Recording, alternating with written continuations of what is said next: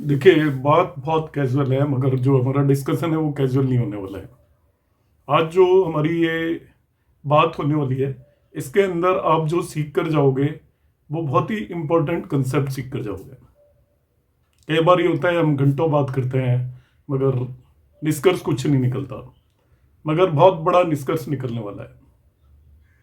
जैसा कि आपने प्रश्न पूछा था कि हम रिश्तों के ताने बाने को किस तरीके से देखेंगे, क्या हमारी जन्म कुंडली के अंदर देखकर हम पता कर सकते हैं कि हमारी जिंदगी के अलग अलग रिश्ते किस तरीके से निकलेंगे, हमारे पिता के साथ कैसे रिश्ते होंगे, माता के साथ कैसे रिश्ते होंगे, भाइयों के साथ कैसे रिश्ते होंगे, पत्नी के साथ कैसे रिश्ते होंगे, बहन के साथ कैसे रिश्ते होंगे, ससुराल पक्ष के साथ कैसे रिश्ते होंगे। जन्म कुंडली की ये ब्यूटी है, उसके अंदर हर एक चीज का जवाब है। सवाल केवल इतना है कि आपको देखना वो आता है या नहीं आता है। अब ये आप थोड़े से डिस्कशन के अंदर बहुत बड़े ज्योतिष सूत्र मैं आपको यहाँ पर बताने वाला हूँ, और उन ज्योतिष सूत्रों को आप लेकर जाएंगे तो आप एस्ट्रोलॉजी की एक बहुत ही नई चीज आप सीख कर जाएंगे। जैसा आपने पूछा था कि हमें कैसे पता रहेगा, ज्यादातर पेरेंट्स कंसर्न होते हैं जैसे ही उनकी उम्र बढ़ने लगती है, बच्चे सेट होते हैं, जस्ट मैरिज की उम्र होने लगती है, तो उनका सबसे बड़ा सवाल उनके दिमाग में आता है कि बच्चों के साथ आफ्टर मैरिज कैसे रिश्ते होंगे, क्या बेटे या बेटी उनका ध्यान रख पाएंगे, उनके रिश्ते प्रॉपर होंगे, उनके साथ वो रह पाएंगे या नहीं रह पाएंगे। अब कुंडली में देखिए कितना चमत्कार है, और ये बहुत साइंटिफिक और मैथमेटिकल है। जन्म कुंडली के अंदर संतान को देखने का तरीका होता है पांचवा भाव। हमें यहाँ पर पांचवें भाव पर फोकस नहीं करना है, आपको देखना है कि आपके रिश्ते किससे कैसे रहने वाले हैं। उसका जो सीधा सिद्धांत या नियम मैं आपको बता देता हूं, आप इसे नोट कर सकते हैं।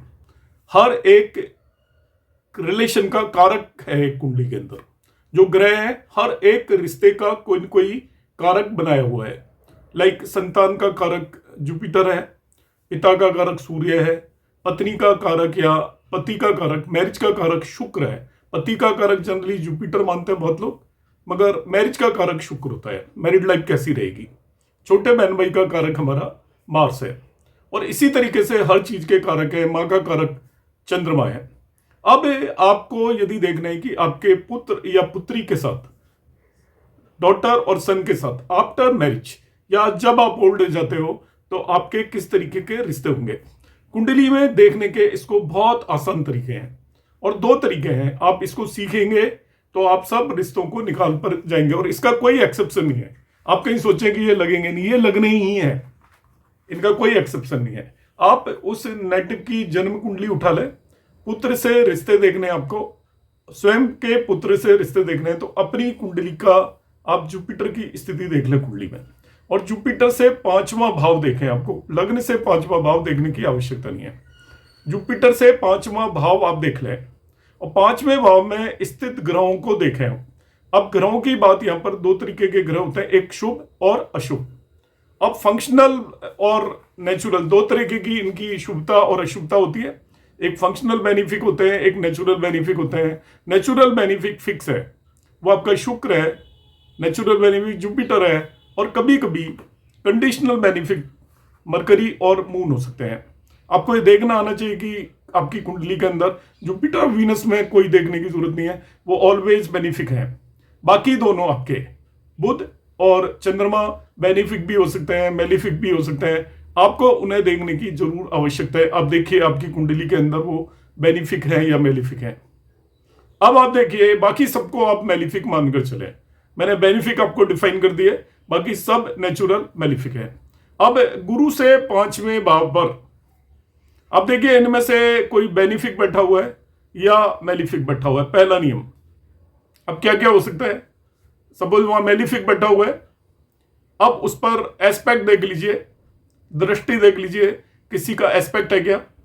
मैं मान लेता हूं सपोज किसी का भी एस्पेक्ट नहीं है, गुरु से पांचवें भाव के अंदर एक अशुभ ग्रह बैठा हुआ है, ना ही बेनिफिक का एस्पेक्ट है ना ही मेलिफिक का एस्पेक्ट है, तो आपकी संतान के साथ रिश्ते खराब होने वाले हैं, बहुत बेहतरीन नहीं होंगे, अच्छे नहीं होंगे, आप जैसा एक्सपेक्ट कर रहे हो वैसे बिल्कुल भी नहीं होंगे। तो आपको प्रॉब्लम्स रहेंगी, किसी भी तरीके की प्रॉब्लम रहेंगी। अब यहीं पर दूसरा क्वेश्चन अराइज हो जाता है, immediately second question is there. अब सेकंड क्वेश्चन क्या है आपका, एक मिनट,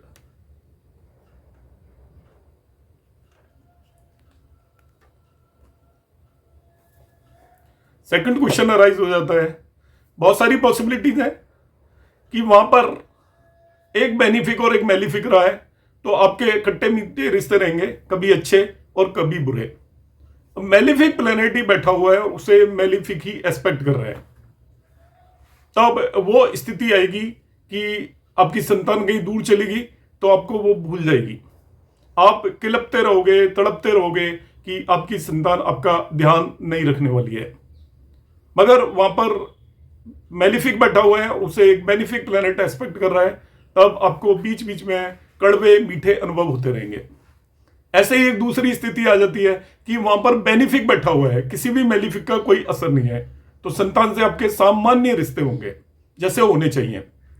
और बेनिफिक प्लेनेट बैठ गया जुपिटर से 5वें भाव में, और बेनिफिक ही उसको एस्पेक्ट भी कर रहा है, या बेनिफिक दो प्लेनेट बैठ गए वहां पर, बेनिफिक का एस्पेक्ट आ गया, तो आपकी संतान आपको जैसे दशरथ के लिए राम थे, इस तरीके से आपका वो आदर सम्मान करेंगी, आपको सबसे आगे बढ़ाकर रखेंगी और आपसे हर बात में आपकी पूछताछ होगी, आप सबसे बेहतरीन स्थिति में होंगे। अधिकतर केसेस में यह होगा कि जुपिटर से 5वें भाव में कोई भी नहीं है, और कोई भी नहीं है तो आप एस्पेक्ट को इंपॉर्टेंस देंगे।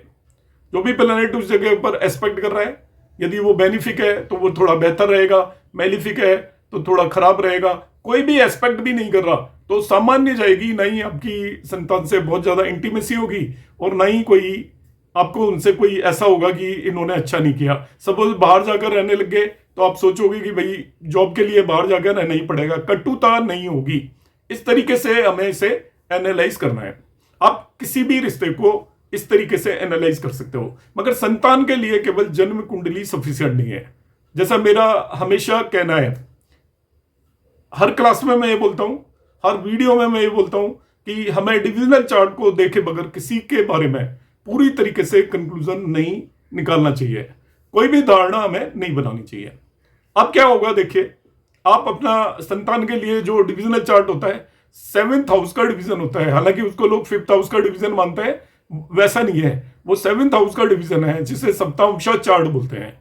सप्तांशा का रिजल्ट संतान होती है, 7th हाउस का रिजल्ट 5th हाउस होता है। एक्चुअली हर भाव से 11वां भाव उसकी प्राप्ति होती है, गेन, तो मैरिज की गेन 5th हाउस है। तो जो सप्तांशा चार्ट होता है, अब आप अपनी संतान से रिश्ते देखने के मैं आपको दूसरा शॉर्टकट तरीका बता रहा हूं।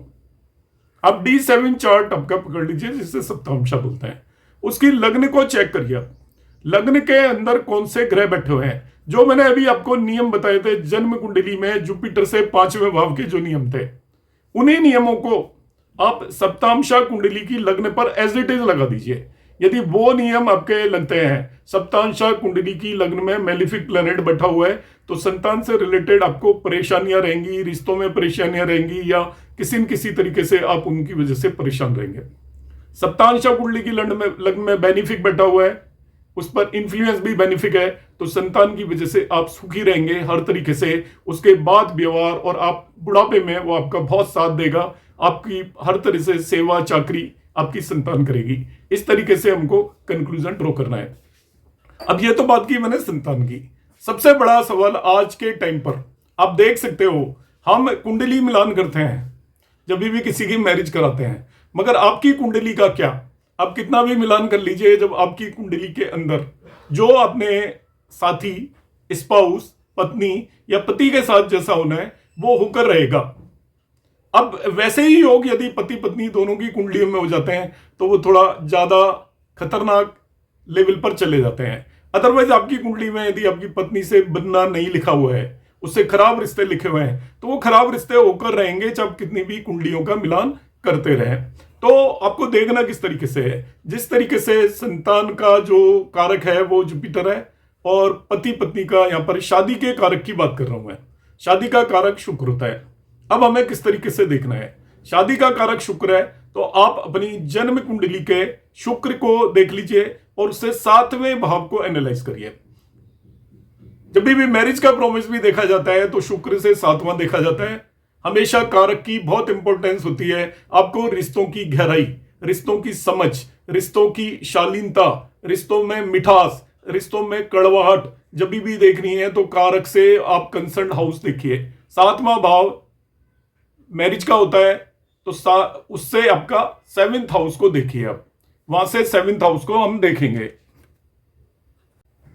तो शुक्र से 7वें भाव को देखिए वीनस से। यदि 7वें भाव में मेलिफिक प्लैनेट बैठे हुए हैं 7th हाउस में, या 7th हाउस पर मेलिफिक प्लैनेट्स का इंफ्लुएंस है, तो आप कितनी भी कुंडली मिलान कर लीजिए, पति पत्नी के बीच में छोटे या बड़े डिस्प्यूट जरूर होते रहेंगे। अब शुक्र से 7वां भाव कितना अधिक पीड़ित है, उतने ही आपके रिश्ते ज्यादा खराब होंगे। शुक्र से 7वां भाव कितना शुभ प्रभाव के अंदर है, उतने ही मधुर रिश्ते होंगे। सिंपल नियम है। अब मुझे देखना है कि और दूसरा नियम डिविजनल चार्ट के बगैर कुछ भी कहना बेकार है। तो अब मैं क्या करूंगा, देखिए कितना सिंपल सूत्र है। नवांश कुंडली में चले जाइए। नवांश आपकी शादीशुदा जिंदगी की पूरी कहानी, पूरी पत्री, पूरी किताब नवांश है। नवांश की लग्न को आप चेक कर लें। नवांश की लग्न पर अशुभ प्रभाव है अधिक से अधिक, तो समझ लीजिए आपकी मैरिड लाइफ के अंदर ट्रबल्स निश्चित होनी है। कितनी ट्रबल होंगी यह भी बताना बहुत आसान है। लग्न पर जितना ज्यादा अशुभ प्रभाव है उतनी ज्यादा ट्रबल्स होंगी। शुभ और अशुभ प्रभाव है, इसका मतलब आपकी गाड़ी चलती रहेगी, रुकती रहेगी, चलती रहेगी। कभी मनमुटाव होंगे मगर फाइनली आप लोगों के बीच में रिलेशन एग्जिस्ट करेंगे और आपकी गाड़ी आगे चलती रहेगी, जो कि अधिकतर लोगों के केस में होता है। मगर नवांश कुंडली की लग्न पर पूरा शुभ प्रभाव है। उसका मैं आपको दूसरा ही चीज और बता देता हूं कि पति पत्नी से तो मधुरता रहेगी, मगर ऐसे पर्सन के पति पत्नी के अलावा यदि फीमेल नेटिव है तो और मेल नेटिवों से भी रिश्ते बहुत मधुर होते हैं, और मेल नेटिव है तो उसका और फीमेल नेटिव से भी रिश्ते बहुत मधुर होते हैं। जो भी अपोजिट पार्टनर है उससे उसके रिश्ते मधुर होते हैं। तो ऐसे लोगों की बहुत ज्यादा शुभ प्रभाव होने पर ऐसे लोगों के एक्स्ट्रा मैरिटल और मल्टीपल रिलेशंस होने की पूरी पूरी संभावना भी होती है। इसलिए नवांश कुंडली की लग्न आपकी बैलेंस होनी चाहिए, ना ही तो पूरी तरीके से पीड़ित होनी चाहिए और ना ही पूरी तरीके से शुभ प्रभाव में होनी चाहिए। आपको अपने बहन भाइयों से रिश्ते देखने हैं, यह भी एक बहुत कॉमन है। छोटी बहन, छोटा भाई, बड़ी बहन, बड़ा भाई। अब आप क्या करिएगा, छोटे बहन भाई का कारक मार्स होता है मंगल, तो आप मंगल से तीसरे भाव की स्थिति बिल्कुल इसी तरीके से चेक करेंगे जैसे मैंने बताया आपको। और छोटे बहन भाइयों के लिए आप दृष्टिकोण D3 चार्ट में चले जाइए। थर्ड हाउस का वो एक्सटेंशन है। थर्ड हाउस से छोटे बहन भाई को देखते हैं तो मंगल से तीसरे भाव की स्थिति आप D1 चार्ट में देखेंगे। आपको पूरी स्टोरी पता चल जाएगी, अनफोल्ड हो जाएगी कि आपके छोटे बहन भाइयों से किस तरीके के रिश्ते रहने वाले हैं। और जैसे ही आप D3 चार्ट की लग्न पर जाएंगे तो लग्न पर पहुंचते ही आपको यह स्थिति भी क्लियर हो जाएगी कि छोटे बहन भाइयों से आपके किस तरीके के रिश्ते यहां पर रहने वाले हैं।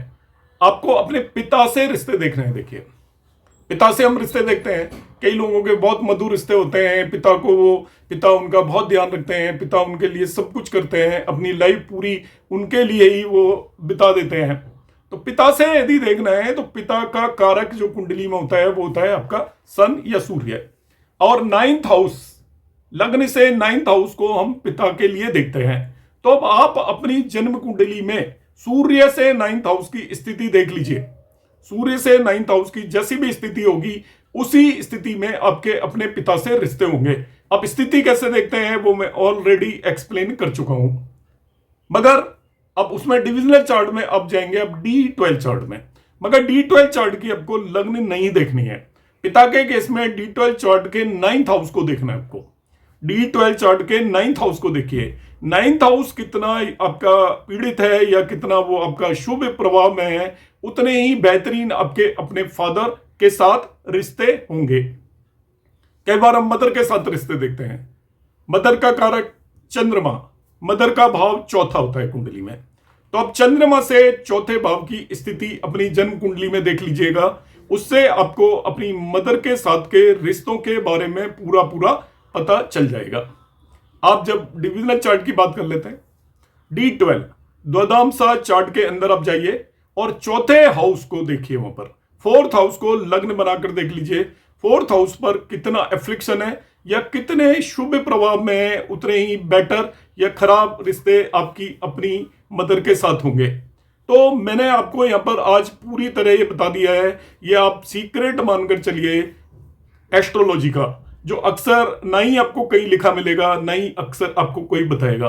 तो आज आप एक बहुत बड़ी चीज यहां पर सीख कर जा रहे हैं कि हम हमारी लाइफ के सभी रिश्तों में कितना आपका जो भी उलझन रहेगी, जो भी रिश्तों में मधुरता रहेगी, जो भी रिश्तों में आपकी जो कड़वापन रहेगा, वो सभी कुछ इसके अंदर पता चल जाएगा।